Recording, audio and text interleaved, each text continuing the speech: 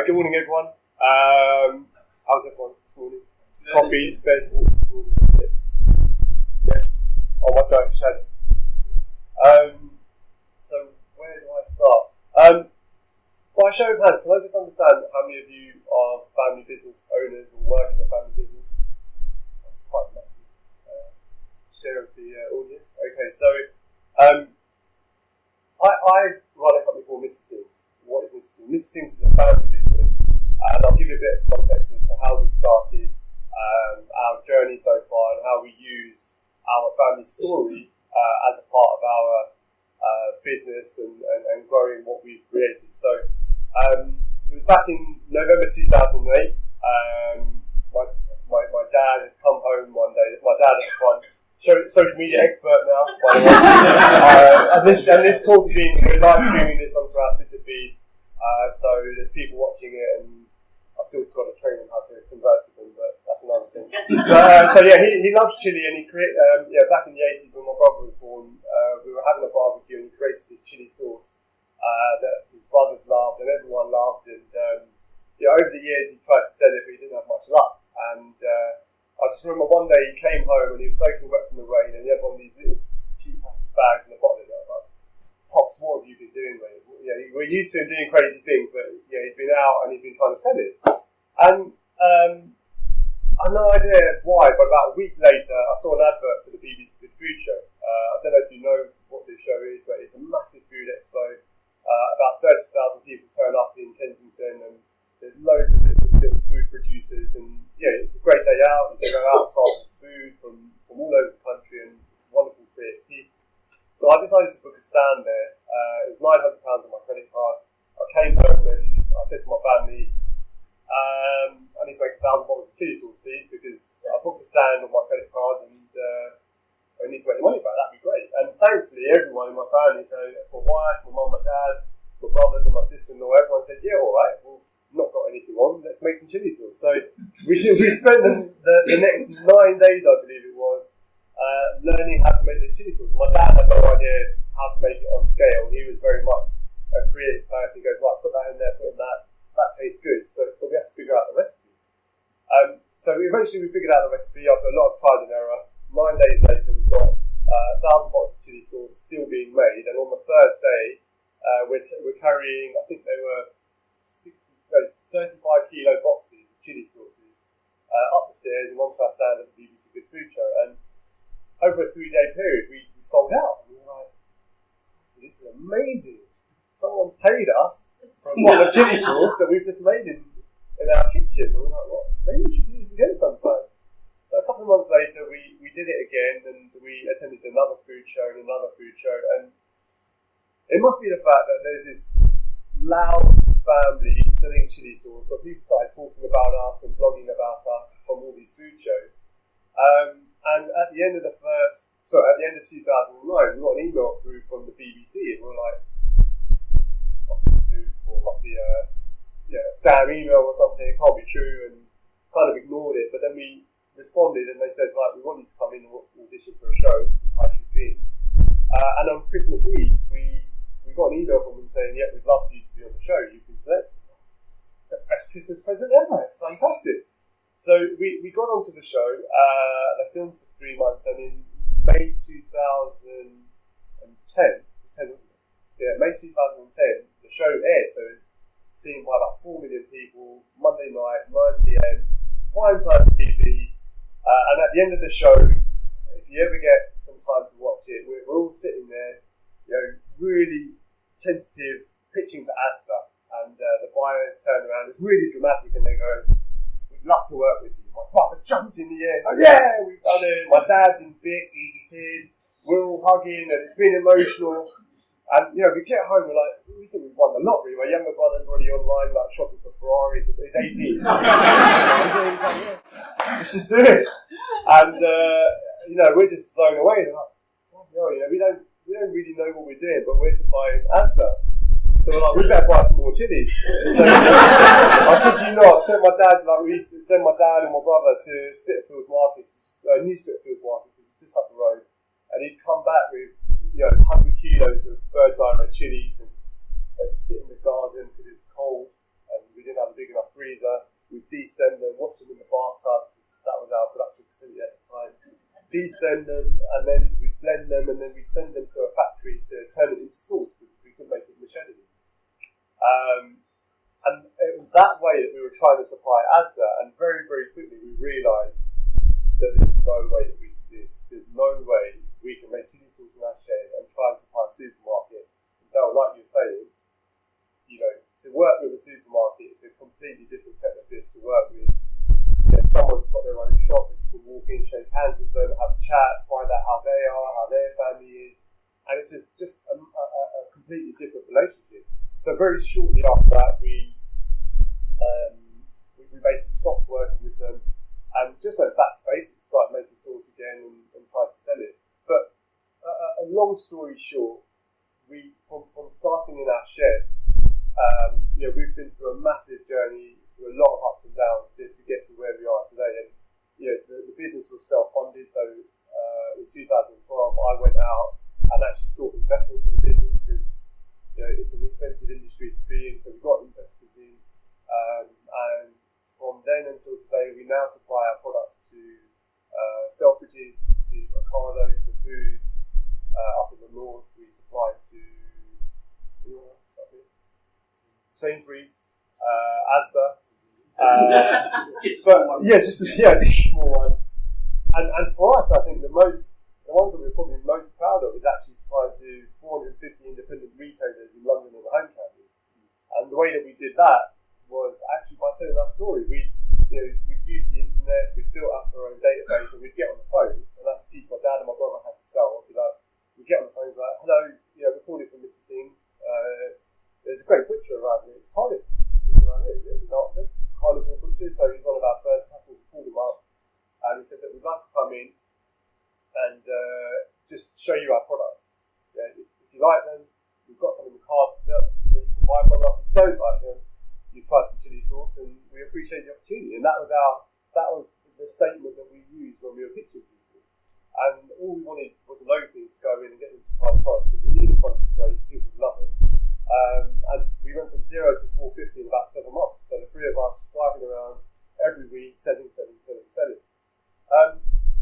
And all of this comes together and ties into family businesses and where we are today, because we've learned very, very quickly that, you know, there's millions of other chili sauce products out there. Like I said, there's millions of other cleaning products. Whatever products we're all offering, it's quite difficult to create something new that doesn't exist, and we're always doing our own variations and our own twists. So what's going to make you stand out, and why is someone going to connect with you over anything else? And, you know, our story is a family story. Yeah, you know, my grandparents came here in the 50s, 60s, and, you know, my dad, you know, has always been into food, and you know, my granddad was a business owner, and, you know, so continuing that story and being able to tell that story, but actually being able to tie it up and to concisely tell that story has been our biggest asset, and being able to convey that continuously. And so fast forward to today, what we now do is actually use our story as our most powerful marketing tool. So how do we do this? As mentioned earlier, social media for us especially is one of the most powerful tools that we have. Like right now, like I said, we've got about 3,500 people on our Twitter feed, about 15,000 people on our Facebook, and a couple of thousand more on our email database. So all of these people will be getting this information that we're talking about today and continuously being connected to us. But what we've started to do is think of how we can be different and how we can tell our story in a different way. And most recently, our biggest successes have been our music videos. So when you get 5 minutes, if you guys are on any social medias right now, if you want to take a couple of minutes, go onto Facebook or Twitter and just type in Mr. Singh Sauce. So, those of you that have found it and had a chance to listen to it, we've basically developed a way to tell our story that can connect with people. And that story is basically what happens now is we take music that everyone can connect to and everyone can remember, and we tell our story through that music. So, for example, our first video was The Fresh Prince of Bel-Air, the opening sequence, one of the most famous sequences there ever is, and we taught my dad to rap So we got him in the studio. He couldn't sleep for 2 weeks because he had his lyrics and he was so nervous. But we got him in the studio, headphones on, and he did his lines in 2 hours. And then we went to a studio in South London and we filmed the entire sequence. So that first video that we got, it reached 500,000 hits, and it cost us £1,500 in total to make, produce, and promote on our social media. So we thought, bloody hell, that's really good. That's a lot of people, hearing our story. And we're getting thousands of comments. Where can you buy your products? Who are you? What do you do? I love this. That reminds me of my dad, or I love your family. And all of a sudden we started to realise that the fact that we're a family that makes chili sauce was the reason that people were connecting with us. Why? Because everyone's got a family in one sense or another. So we're really, really lucky that my parents are here, my brother's here, my grandparents are here. But other people, their friends are their family, or they've got another circle that's considered their family, and that's so emotionally powerful that it connects people at an emotional level. And every single one of you here have got a family story to tell. And people, I can only say this through what we do, that people love that. And the minute they can relate to you with a family story or a story that they can connect with, they'll remain with you for life. So we had our Fresh Prince success, and we thought, let's do another one. That was pretty good fun, actually. And so we decided to do another one, and we called it Spice Boys, because the Spice Girls came out, and they were massive, and they were starting to do a bit of a reunion. And my brother writes the lyrics. He comes up with the ideas because he used to DJ and MC, in our shed. Before it was a chili sauce production facility, it used to be a DJ house. Is this shed? It's been reinvented over and over again. But we did the Spice Boys, and we're like, right, what we're going to do? We've got the most popular city in the world on our doorstep, the most iconic buildings. Let's go use it. So we went into central London, Trafalgar Square, the Embankment, Piccadilly Circus, and we started filming. And it's incredible what happens once you put yourself out there and you put a camera in front of people. You get massive crowds, and little old grannies from Newcastle chatting pops up. That happens. Having a little dance with him. But we started filming, and we put the video together, and we started to tease people on our social media, saying, look, you love the last one, we've got something really, really special for you. Teasing. We launched the video, and when we launched the video, it was even bigger than the first one. So the Spice Boys video reached over 1 million people, and we had, again, thousands and thousands of comments on that page. It then got picked up by a news channel called WGN-TV in Chicago, and they tracked us down. They're like, guys, we love your story, we love your family story, we want to get you on the news. We're like, all right, that sounds fantastic. So they contacted us, and we did a live Skype feed on the news channel. It was watched by millions of people in Chicago. And we're talking with them, and the journalists are asking us, the reporters are asking us questions on this live feed. And my dad's looking at the Skype page, and he starts shouting because it's in America. He thinks he has to speak quite loud. And my brother's like, we're looking, we're like, Pops, you don't need to shout, mate. It's Skype. You can talk normally, and the guys on the other end are in absolute bits because it's something that they can relate to. It's like your dad in technology, and they're in bits on the other end because the same thing happens over there. And again, it's a repeat effect. We had loads of comments and orders from America, people saying, "I love your dad. I love this. My dad's just like that. I've just taught my dad how to FaceTime and all this other stuff." And it's a story that everyone connects with. And like I said earlier on, every single one of you here who run your own family businesses, you don't necessarily have to get anyone to rap or do music videos or anything like that. But if you can figure out what your family angle is, what your thread is, and what the story is that you can tell. I personally believe, and we believe it's been a massive benefit for us. It's one of the biggest assets that you have, and it's one of the best marketing tools that you have in terms of storytelling. Because stories are how, for thousands of years, you pass on knowledge, you pass on information, you pass on ways of life through a story, because people remember stories. Like everyone knows the story of Little Red Riding Hood or any other famous story, but you can.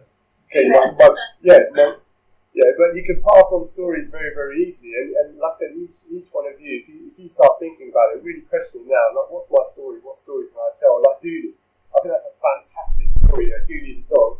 Everyone loves a dog, especially a smelly dog, because it's easy, it has fun, and it's great. You can do so much with it and turn the dog into the character. And a friend of mine, he's got a printing company, and he's got a little dog that runs around in his factory, and he's thinking of doing the same thing. Maybe he'll turn his dog into the CEO of his factory, his little paws bossing everyone around doing the job, but people connect with it. And especially in today's day and age, where we have got social media and everyone can put content out there, that doesn't necessarily mean it's a good thing, because too much content, the quality might not be there. So you have to be careful what you do put out there, how tight and how efficient your story is. But if you can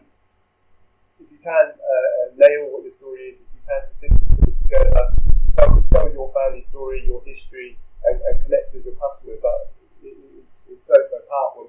You'll be surprised how much people want to give back to you once you start sharing with them. Once you say to them, I found this hard, or working with my brother, I did this, or we had this issue, or whatever it might be. People in return start to open up with you,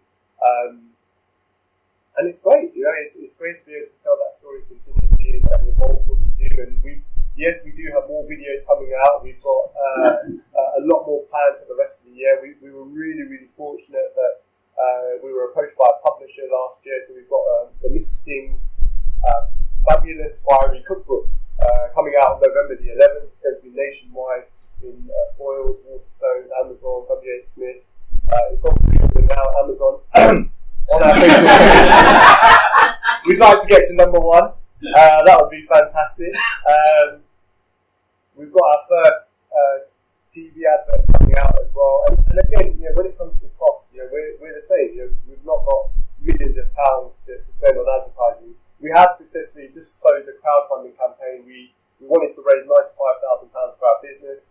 We ended up raising £125,000 in 10 days using crowdfunding, social media, and just driving people into what we do and people who are connected with us. And we've now used that to launch a TV advert. But again, the adverts cost us £1,000 for 90 spots. The filming cost us £250 because we did most of it on our camera and we hired a director. The Spice Boy video, just in terms of budget again, it cost us £450 to put together. We've got about £100 behind it on social media advertising, very, very targeted. And the reach was phenomenal. And now we use that same data when we go in and meet our customers to say, well, look, we've reached this many people. When we put the video out, I can say to Sainsbury's and Asda, there's a 40% sales uplift in all of your stores after we put these videos out. Here's my plan for the next 6 months and the videos we'll be putting out. And you can use all of this to increase your own business and develop your own sales however you wish to. And that's it. And actually, I know I haven't talked about our products, but we have now got 5 products in our range: 3 chili sauces, 2 cooking pastes. If you do like chili sauce, we've got one. It's made with 2 of the hottest chilies in the world. One's called the Ghost Chili, and one's called the Trinidad Moruga Scorpion Chili. But my dad, the alchemist that he is, has managed to blend it with dates, tomatoes, sea salt, and all this other wonderful stuff. It tastes like caramel, but it's got some heat to it as well. And that's our story. We are Mr. Singh, started in the shed, and here today in front of you. Come and take a bow, Dad.